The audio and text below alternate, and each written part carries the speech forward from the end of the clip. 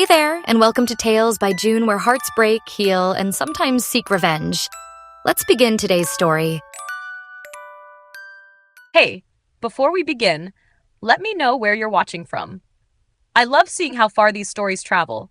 And if you enjoy this kind of content, don't forget to like, subscribe, and stay tuned for more. I still remember the exact moment my life began to fall apart. It wasn't loud or dramatic. It was quiet, almost gentle, like a soft breeze that feels harmless at first until it becomes a storm. I walked into class that Monday morning, tired from another sleepless night of studying, and I saw her for the first time. The new girl. She sat in my seat, the one I always used, the one everyone knew I claimed without ever saying it out loud. She looked up at me with this polite smile, like she was already apologizing and winning at the same time. Her hair was perfectly tied back. Her books were arranged like she lived inside a catalog. And when she introduced herself to the class, her voice was steady, almost confident in a way I had never managed to be. "My name is Lila," she said. "I transferred here for the honors program." Honors. Of course.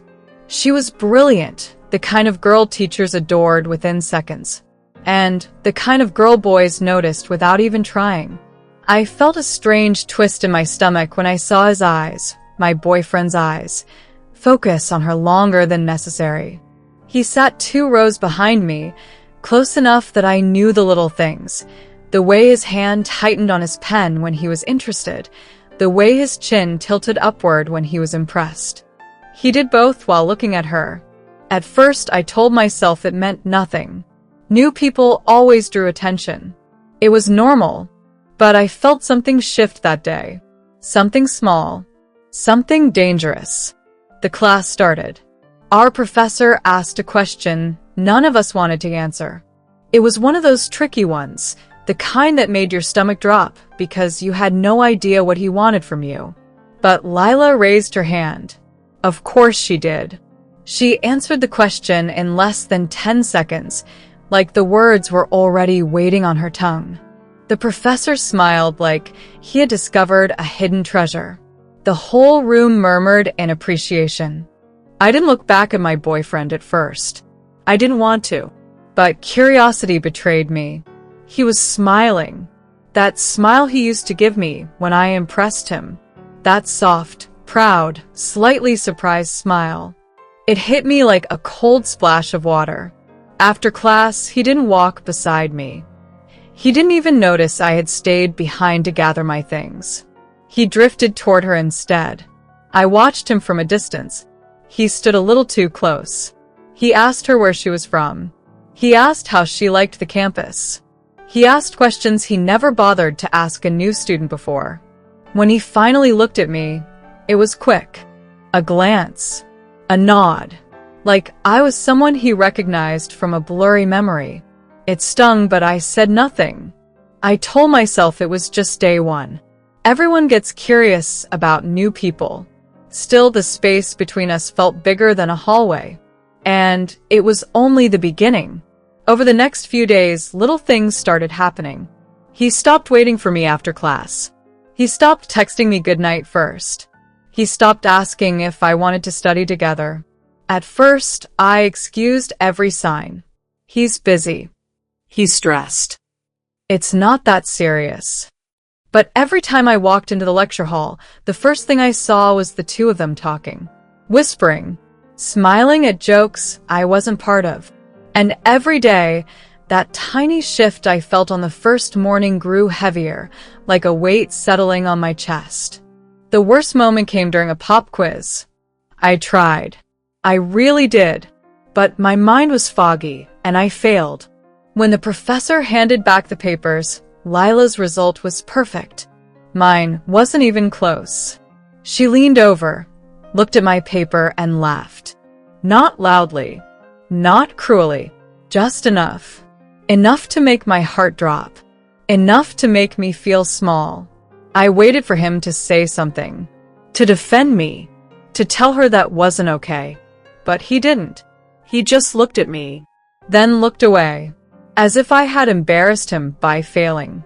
And that hurt more than anything Lila could have said, more than any insult, more than any betrayal. Because for the first time, I realized he wasn't on my side anymore. He wasn't my safe place. He wasn't the boy who held my hand through every fear and every nightmare. He was drifting, and I was losing him, not all at once, but piece by piece, the way a rope frays until nothing is left. And I didn't know it then, but that small, quiet moment, the moment he didn't defend me, was the moment everything changed forever. Before Lila arrived, my life wasn't perfect, but it felt stable, predictable, safe. Sometimes I think back to those days and wonder if I took them for granted, or if I was simply too young to understand how fragile happiness can be. I grew up in a small house at the edge of the city. My family wasn't rich, but we were comfortable. My mom worked long hours as a nurse. My dad ran a tiny printing shop. They were busy, stressed sometimes, but they loved me in their own quiet ways. My mom showed love by checking if I ate enough. My dad showed love by fixing things before they broke. And I learned to show love by trying to make everyone proud. Maybe that's why college mattered to me so much. Maybe that's why he mattered so much too. College was supposed to be my new beginning, a fresh chapter, a place where I could finally become someone confident, someone sure of herself. And for the first year, I almost believed I was that girl. I joined the library's volunteer group. I took part in a few poetry nights, even though my hands shook every time I walked on stage. I wasn't popular, but I had a small circle of people who cared about me. And then there was Ethan, my boyfriend. We met in our freshman literature class. He sat behind me and tapped my shoulder one day because he didn't understand a paragraph from the assigned reading. When I turned around to help him, he smiled like he already knew I'd say yes. I still remember his first words to me. "Can you explain this?" I swear the author hates me specifically. I laughed. He laughed. And something clicked. It wasn't fireworks or some dramatic movie moment. It was gentle, easy, like stepping into warm light after standing in the cold. Soon we started studying together, then getting coffee together, then walking to class together. And before I realized it, we were us. He became part of my routine, part of my comfort, part of my identity. He used to hold my hand during exams, whispering, "You got this. You're smarter than you think." He used to wait for me at the library steps so we could walk home together. He used to send goodnight messages with stupid emojis because he knew it made me smile. Life felt steady then. Even when my grades were shaky or my anxiety flared up, he was there. And that meant everything to me. My studies were my priority, or at least I tried to make them one. But balancing everything wasn't always easy. Some mornings I woke up before sunrise to review notes. Some nights I cried quietly because I felt like I wasn't doing enough. My parents expected good grades. My scholarships depended on them. And deep down, I wanted to prove, mostly to myself, that I deserved to be in that college. Ethan knew all of this. He knew how hard I pushed myself. He knew I carried the weight of every expectation, even ones no one asked me to carry. He used to tell me, "Slow down. You're allowed to breathe." But no matter how hard I tried, I always felt like I was one mistake away from losing everything. Maybe that's why Lila's arrival shook me so deeply. She represented everything I wasn't. She walked into the classroom with this unearned confidence. Her grades were perfect. Her mind was sharp. She didn't look exhausted or overwhelmed. She didn't carry fear the way I did. And Ethan noticed her strength from day one. When I failed that test, the one she laughed at, it wasn't just embarrassment. It was fear. Fear that she was what he wanted. Fear that I wasn't enough anymore. fear that I never had been. At home, things were calm on the surface. My parents asked the usual questions. How are your classes? Are you eating properly? Have you spoken to Ethan lately? I lied most of the time. Tiring, but okay. Yes, I'm eating. Yeah, we're good. I didn't tell them about the distance. I didn't tell them about the loneliness creeping into my chest. I didn't tell them that I cried in the shower almost every night so they wouldn't hear. It wasn't their fault. I just didn't want to worry them.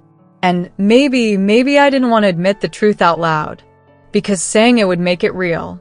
Saying it would mean acknowledging that the boy I loved was slipping away from me. College kept moving.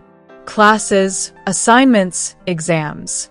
Life didn't slow down just because I was falling apart quietly. I went to lectures. I forced myself to smile at friends. I pushed through study sessions with shaking hands. I pretended everything was fine. But deep down, I knew something was breaking. Every time I saw Ethan and Lila talking, a small crack formed. Every time he forgot to text me back, another piece loosened.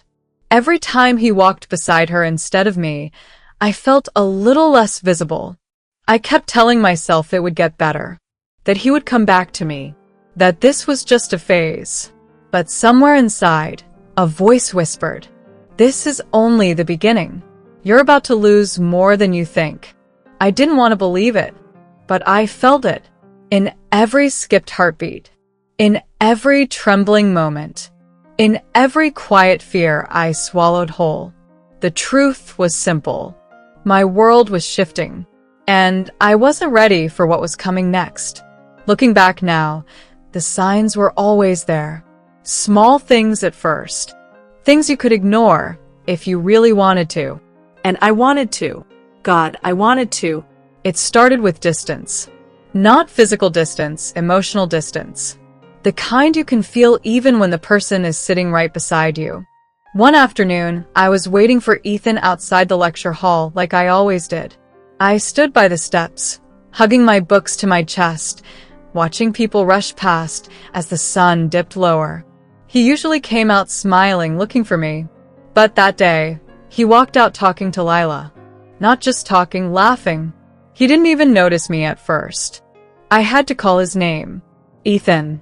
He paused, blinked like I'd interrupted a dream, and gave me a quick smile. "Oh, hey. Didn't see you there." Didn't see me. I was standing 3 feet away. Lila stood beside him with a small smirk, like she already knew she had taken something from me, without even trying. I forced a smile. "Ready to go?" He hesitated, just for a second. But I saw it. That tiny pause that said everything. Ah. I promised Lila I'd help her find the library's research section. She's still new around. I swallowed hard. Oh. Okay. I can join you. No, he said quickly. It's fine. I got it. And just like that, he walked away with her. I stood there, pretending it didn't matter. Pretending I wasn't hurt. Pretending I wasn't already losing him. A few days later, it got worse. We had a group study session. 4 of us were supposed to meet. Me, Ethan, our friend Noah, and Lila. It was for a big exam, the same one I was terrified of failing. I arrived early as usual. Ethan and Lila were already there. But the way they sat, too close, shoulders almost touching, it made my chest tighten. They were whispering about something on her laptop, laughing like they shared a private world. I sat down slowly. Hey. Ethan looked up. Oh, hey. We were just going over the sample problems. Lila smiled at me with a sweet, innocent expression. Don't worry. I can explain them to you too. There was something in her tone, soft, but sharp underneath. A little jab. I forced a smile. Thanks. We tried studying together, but the 2 of them kept drifting into their own conversations. At one point, when I asked Ethan a question, he didn't even hear me. I had to repeat myself twice. Oh, sorry, he finally said. Lila was showing me something. It felt like every word he said pushed me further away. Later that night, I messaged him. Did I do something wrong? It took him 3 hours to reply. Ethan. No? Why would you think that? Because you don't look at me the same. Because you don't talk to me the same. Because you're slipping away, and I can't stop it. But I didn't say any of that. I just feel like things are different. He replied instantly this time. Ethan, you're overthinking again. Those words, they cut deeper than I expected. I closed my phone and cried into my pillow, feeling pathetic, feeling fragile, feeling like the most important person in my life was turning into a stranger. The real breaking point came a week later. Our professor assigned a paired project, likely the biggest one of the semester. Everyone started choosing partners immediately. Ethan always chose me. Always. So when the professor told us to pair up, I looked at him and smiled. He didn't smile back. He hesitated. Then he turned to Lila. Want to partner up? My heart stopped. I felt the air leave my lungs. Lila laughed softly. Sure. I just sat there, frozen. I didn't even have time to process before she slid her chair closer to him. Everyone around me was pairing up. Whispers filled the room. Why didn't he choose her? Aren't they together? Wow, that's awkward. I forced myself to look calm, even though my vision blurred. My friend Maya tapped my shoulder. Hey, you okay? Want to partner with me? I nodded quickly. Yeah, it's fine. It wasn't fine. It was betrayal. Not loud, not dramatic, but quiet, sharp, personal. The kind that leaves bruises no one else can see. That afternoon, I found Ethan in the hallway. He wasn't alone. Lila was with him again. I took a deep breath and walked up to them. Can I talk to you? Alone. Lila raised a brow, then shrugged and walked away. When she was gone, I looked at him, trying to hide the hurt in my eyes. Why did you choose her for the project? He sighed. Because she's smart, and she needs a partner. What's the big deal? The big deal? My voice trembled. You always pick me. That's the problem, he said. We get too distracted when we're together. I just want a good grade this time. It felt like he punched a hole straight through my chest. We get distracted? I whispered. Or I distract you? He didn't answer. His silence was worse than any lie. Over the next week, I watched them work together. In the library, in the hallway, in the cafeteria. Always together. They shared notes, shared jokes, shared something I once thought belonged to me. Whenever I approached, they went quiet. Whenever I joined them, I felt like an outsider. Eventually, I stopped trying. The moment that truly shattered me happened on a rainy Thursday. I walked into the classroom soaked from the storm. My hair was dripping. My notes were damp. I felt miserable. As I struggled to settle into my seat, Lila looked at my appearance and giggled.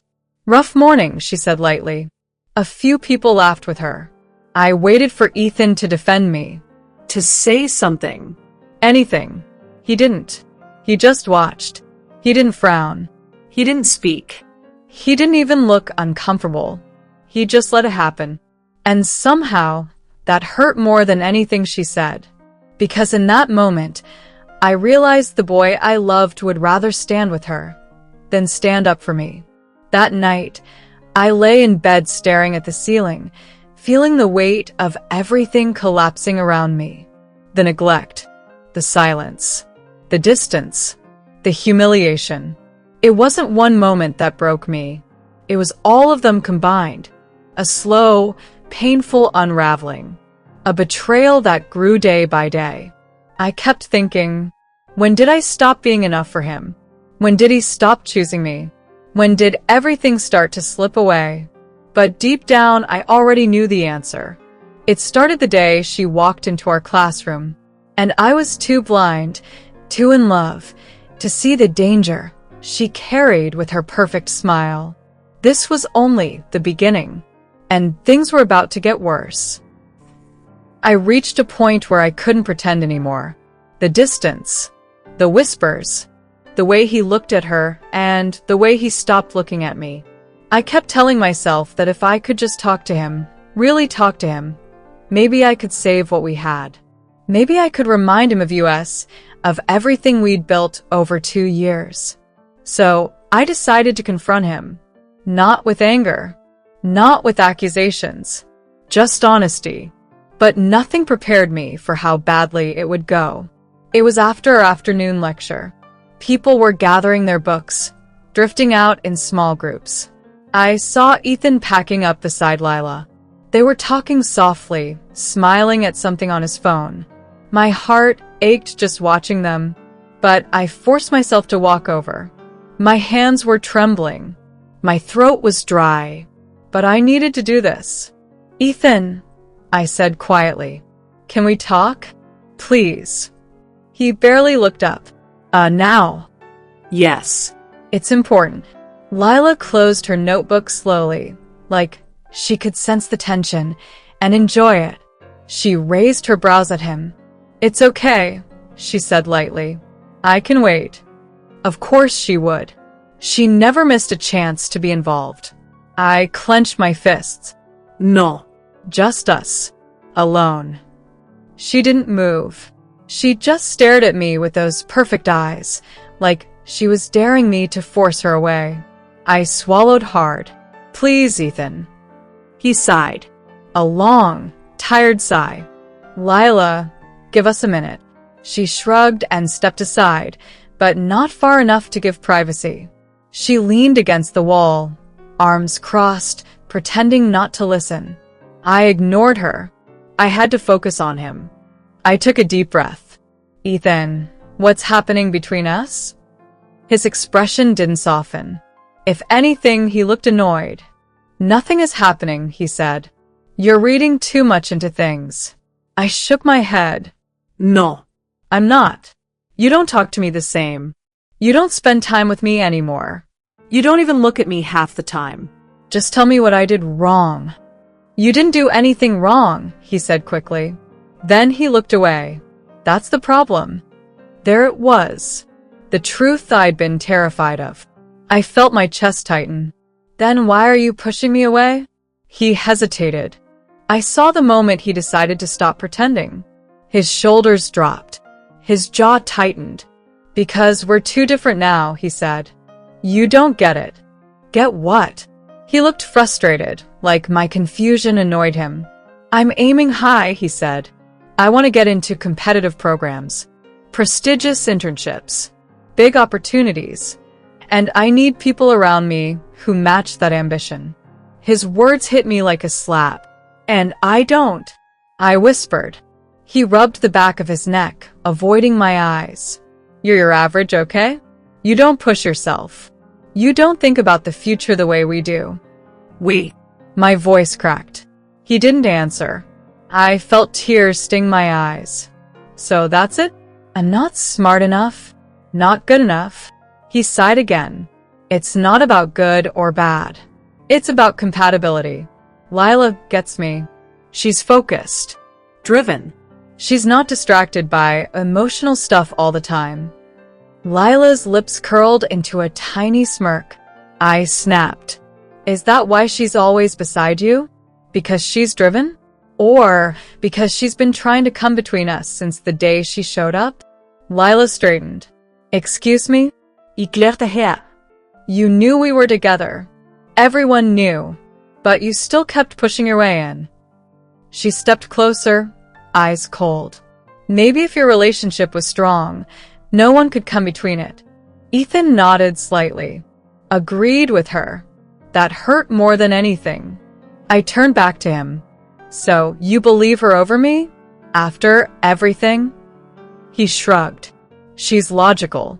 You're emotional." I felt something inside me collapse. Like a piece of my heart cracked loud enough for me to hear. "Ethan, I love you," I whispered. "Doesn't that matter at all?" He looked at me with empty eyes. It used to. Not anymore. I gasped softly. So, what are you saying? He didn't hesitate. I think we should break up. Just like that. 2 years together. Countless memories. Every laugh. Every promise. Thrown away in 8 cold words. I stood there, frozen. Because of her? No, he said. Because of us. Because we're not right for each other anymore. But his eyes flicked toward Lila, and I saw the truth. She was the reason. She had replaced me. I took a step back as tears blurred my vision. Fine, he whispered. If that's what you want. It is, he said. No hesitation. No guilt. No remorse. He walked past me and stood near Lila, like she was his new anchor. She touched his arm gently. He didn't pull away. I felt like I was watching my world end. He looked at me one last time and said, "You'll be okay." Then he left with her. And that was the moment I hit rock bottom. I barely remember going home. The rain, the noise of traffic, the numbness spreading through my chest. When I reached my room, I collapsed onto the floor. I didn't cry at first. I just sat there, staring at the wall, feeling empty. Then suddenly it hit me. The humiliation, the betrayal, the heartbreak. All at once. I sobbed until I could barely breathe. I kept repeating the same questions in my head. Why wasn't I enough? Why did he choose her? Why did he throw me away so easily? But as the tears dried, something else began to rise inside me. A different kind of pain. A sharper one. A burning one. Anger. Not wild anger. Not screaming anger. Cold anger. Focused anger. The kind that changes you. I wiped my face and stared at myself in the mirror. My eyes were swollen. My cheeks were wet. But there was something new in my reflection. Determination. He called me average, I whispered. He thinks I'm not serious. Not driven. Not good enough. I clenched my jaw. No more. No more crying over him. No more waiting for him to choose me. No more believing I was less. If he and Lila wanted to play the game of ambition, I would play too. But harder. Smarter. Stronger. I made a promise to myself right then. I will rise. I will study harder than ever. I will top this college. I will make them regret underestimating me. Not for him. Not for Lila. But for me. Because if they thought I was average, they were about to see how wrong they were. Rock bottom wasn't the end. It was the beginning. After the breakup, something inside me hardened. Not in a cruel way. Not in a bitter way. But in a way that finally protected me. For the first time in months, I stopped chasing reasons. I stopped blaming myself. I stopped hoping Ethan would turn around and realize what he'd lost. Instead, I redirected everything inward. All the pain, all the humiliation, all the anger. I turned it into fuel. The next morning, I woke up early. My eyes were still swollen from crying, but my mind was sharper than it had been in weeks. I opened my textbooks, opened every note I had ever made. I cleared my desk and made a studying schedule so aggressive that even I questioned if I could survive it. But I needed this. I needed something to hold on to, something to rebuild myself with. And studying my old, familiar battlefield became that thing. I promised myself one rule. No distractions. No checking Ethan's social media. No glancing his way during lectures. No replaying the breakup in my head. No imagining Lila smirking behind my back. I avoided them both completely. If Ethan looked at me, I didn't see it. If Lila whispered something and glanced at me, I didn't react. If they walked past together, laughing, touching, acting like the perfect, ambitious couple, I kept my eyes on the books, on my plans, on my future. It hurt sometimes. Okay, it hurt a lot. But pain is easier to swallow when you know it's shaping you into someone stronger. My friends noticed the change almost immediately.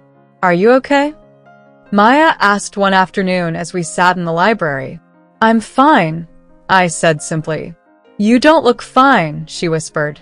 You look like you're surviving on caffeine, spite, and the remains of a broken heart. I gave a small smile. Well, 2 of those things are true. She nudged my shoulder. We're here for you, you know. I nodded, and I appreciated it, I really did. But I wasn't looking for comfort. I was looking for victory. My other friend, Sarah, squeezed my hand. Forget them. They're not worth a single tear. I didn't say it out loud, but I didn't care about Ethan or Lila anymore. Not in the way they expected. I wasn't trying to win him back. I wasn't trying to prove anything to her directly. I was proving something to myself. If Ethan saw it, fine. If Lila saw it, good. But this was my journey now.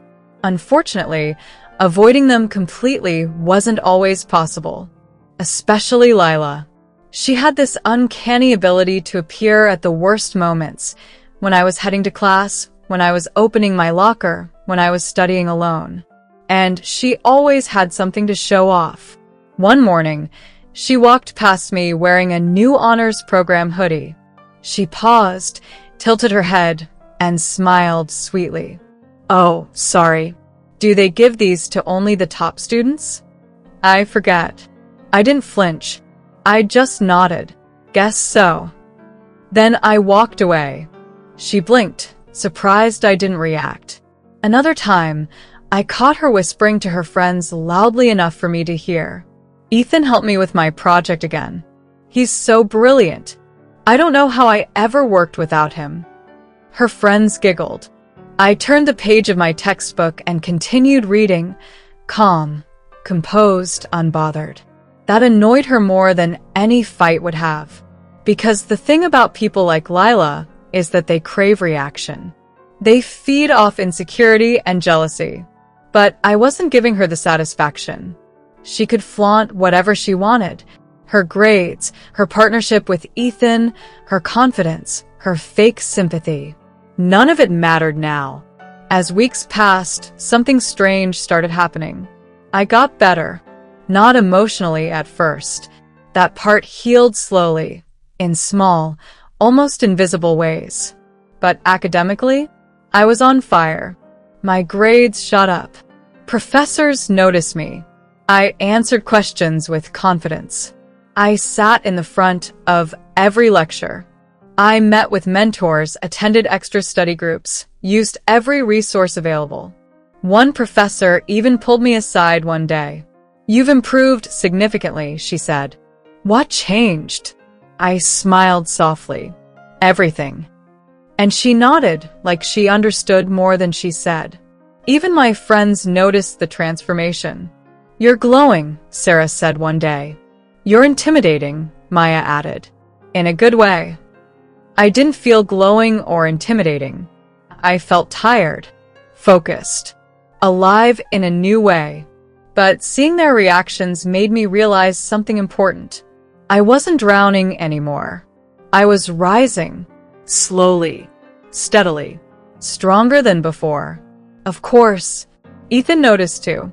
Even though I never looked at him, I sometimes felt his eyes on me across the room.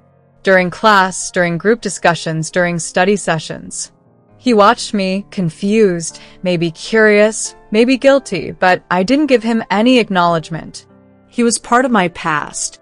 A chapter 1 had closed, even if the scars were still healing. And Lila, she noticed as well. Every time a professor praised me, her smile tightened. Every time I answered a difficult question correctly, she shifted in her seat. Every time I walked past, calm and confident, she frowned slightly, as if wondering how I recovered so fast. Her attempts to provoke me became more frequent.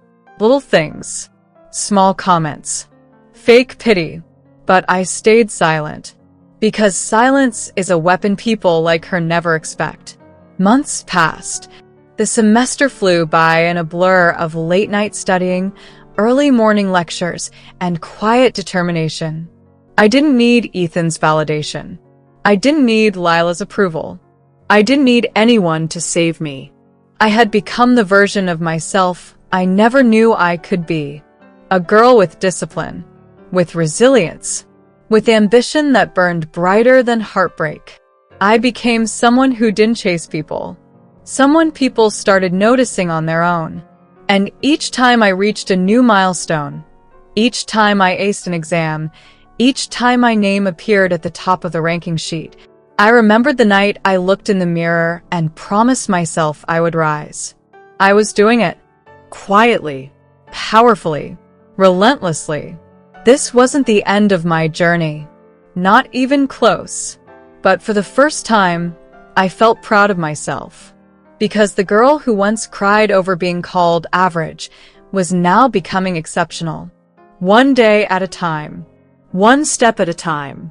And deep down, I knew something else.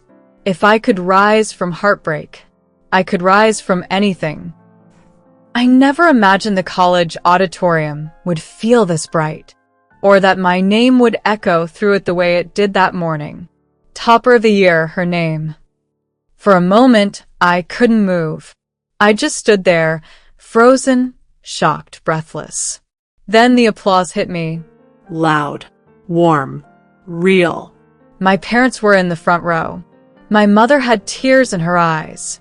My father kept clapping even after others stopped. They looked at me like I had just handed them the whole world. And maybe in a way I had. A few months earlier, I was the girl crying into her pillow, feeling worthless, abandoned, insulted.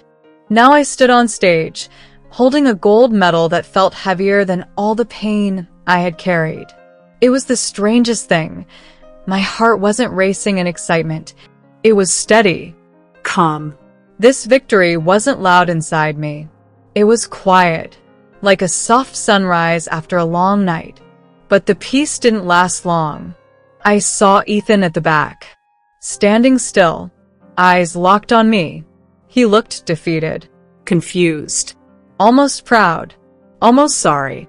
But I didn't rush to him. I didn't even flinch. I walked off the stage and straight toward my parents. They hugged me so tightly, I could hardly breathe. My mother whispered, "I'm so proud of you," over and over.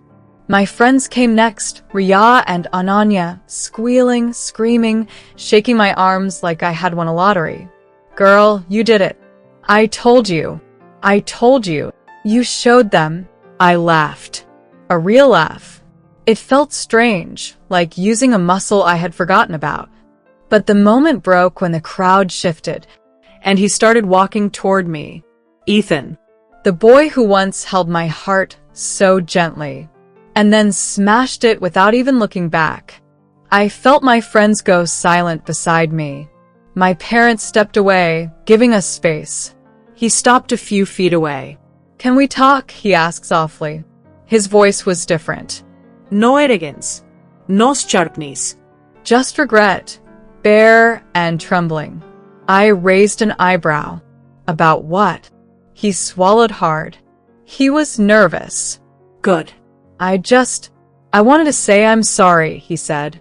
I was stupid and blind. I let the wrong things get into my head. And today, seeing you up there, you were incredible. I looked at him without blinking. No tears. No checking. Just clarity. "Ethan," I said quietly, "I didn't rise to impress you." His shoulders dropped. "I know," he whispered. "I didn't succeed to make you regret anything." I continued. "I didn't study to prove you wrong. I studied to prove myself right." He looked down. His jaw tightened. "I miss you," he said. "I really do." And for a second, that old version of me, the girl who begged for his attention, who shrank whenever Lila laughed, who thought she wasn't enough, she flickered somewhere inside. But only for a second. "I don't," I said. He lifted his head sharply. His eyes widened. "You broke me. I said, keeping my voice steady. You made me feel small. You compared me to her. You called me average. He winced like I had slapped him. And the worst part? I added, you believed I couldn't grow. He opened his mouth, but nothing came out. I stepped a little closer, not shaking, not scared, just done. Ethan, you thought you were out of my league. Turns out, you were just out of my life. And then Lila appeared. Of course she did. Where else would she be? She stood behind him, pretending she wasn't listening, but her eyes were sharp, cold, and furious. Her smile twitched like it was about to crack. I gave her a slow look from head to toe. Not jealous this time, just amused. Relax, Lila, I said lightly. I'm not here to steal him back. Her face stiffened. I turned back to Ethan. I should go, I said, then paused. Oh, and Ethan? He looked up, hopeful. I leaned in just a little. You once told me I was average. But now, I shrugged, letting a small smile curl on my lips. I don't mix with average students anymore. Then I glanced at Lila. Her cheeks turned red. She glared at Ethan. And before either of them could respond, I stepped away. My friends followed. My parents waited for me with proud eyes. The applause from earlier still echoed in my ears, soft and distant. I didn't look back, not even once. People think revenge is loud, explosive, dramatic. But the sweetest revenge I ever tasted was silence, growth, distance, success. My story didn't end with him realizing my worth. It ended the moment I realized it, and that was enough. Sometimes you don't have to burn bridges. Just walk away and let them collapse on their own. That was the last line I whispered to myself as I stepped out of the auditorium into the bright, warm sunlight. A new girl with a new life and a heart no longer begging to be chosen.